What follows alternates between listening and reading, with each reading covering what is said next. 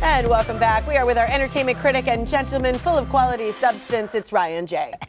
That's me. Good morning. That's you. Good to Good see morning, you, Ryan. you too. We say that because your first movie is called The Substance. This is rated R in theaters and one that Molly and I will never see. Oh, Exactly. I know. I wish you would. It basically poses the question of what happens when life goes from you are amazing to you were amazing. Okay. You know, and it won Best Screenplay at this year's Cannes Film Festival, received a 13-minute standing ovation. Oh, wow. It is a sci-fi body horror, it's called, and it is extremely gory and excruciatingly, outrageously disgusting and really fun. Which is why we will never see Yes. it. Okay, it's Demi Moore, right?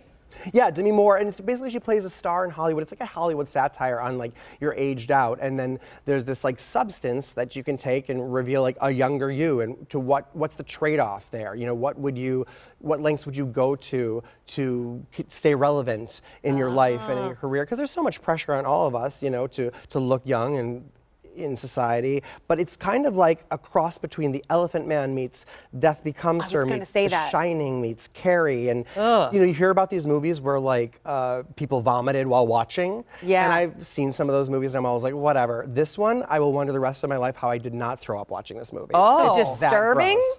Yeah, it really is. I mean, I think the social implications and like the themes of like what people try to do to stay young and the treatments people get and stuff like that are good. I'm not talking about the things I would do, like everything that Dr. Mangioni's talking about I want to do. Oh, yeah. But like the risks that people would take that are, you know, and this movie just kind of goes in that direction, just so like you like throwing your whole life away, you know? Yeah, this sounds a bit different. I know Curtis would probably watch this movie, Yeah. our floor Maybe he would. director, but what I want to know is, are you going to recommend that other people see it? Yes, because it's stylish, it's like noir, It does the look editing, cool. the score, it's fun to really see and can talk about, but it is the most gory film you'll ever see in your life. Whoa. See, well, from what we saw there, I was like, oh, that looks really good. Yeah, but none no, of that, knowing yes, what you're saying, no, I will not see And that. the younger self of Demi Moore, that's Margaret Qualley, Andy McDowell's daughter, who's a up and coming. Okay. Yeah. Not Okay. so much up and coming. She's a great career right now. Yeah. Okay, interesting. Agatha All Along, this is rated TV 14, and this is streaming on Disney Plus, right? And this is a spin-off from the WandaVision TV series on Disney Plus, all under the umbrella of Marvel TV, part of the Marvel movies and stuff. Okay. And I liked WandaVision, and this was not supposed to happen, but this character Agatha in the WandaVision series, played by Catherine Hahn, was such a standout that She's so she's so great, love right? her. And That she's they the had to best. do this spin-off, and it's so great. And you know, Scarlet Witch, WandaVision, Wanda is Maximoff is a witch, the Scarlet Witch, and so here Catherine Hahn is a witch, and this is about a coven of witches. So it's more like The Craft and less like a typical Marvel superhero movie. Really fun. Okay, so who else is around her? Who's in the ensemble? We've got Aubrey Plaza, who everybody loves. Joe Locke, who's the star of Netflix's Heartstopper. Patti LuPone is in this. You know, she was the original Evita on Broadway.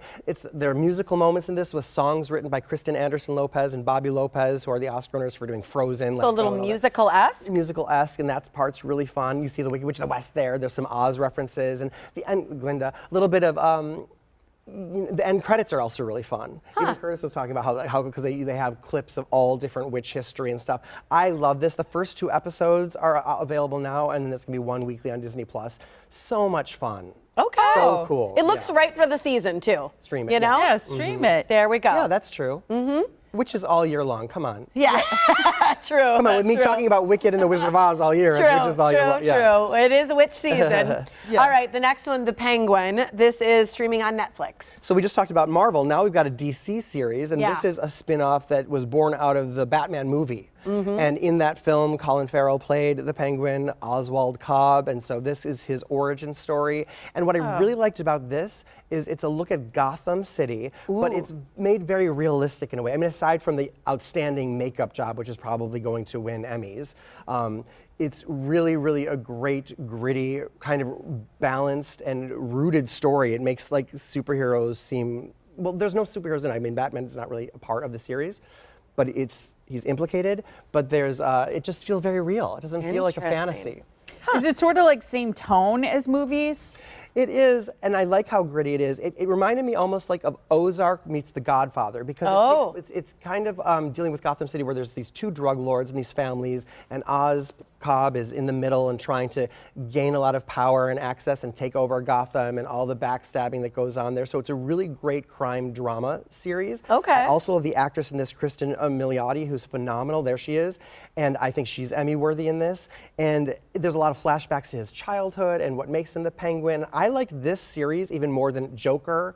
Yeah. And the Joker movie and then the upcoming, we're getting that Joker So sequel. it sounds like you don't even have to love Batman to like this. It's really a standalone. This is a standalone, really strong, like, crime drama series. Ooh, now I want to see it. Awesome. You'll like it. Stream All it. right. Good to see Thank you, you, Ryan. Ryan. Good to see you too. Thanks. You can follow Ryan J on social media at Ryan J Reviews, and for his full archive of entertainment reviews to help you decide what to see, stream, or skip, it's RyanJReviews.com.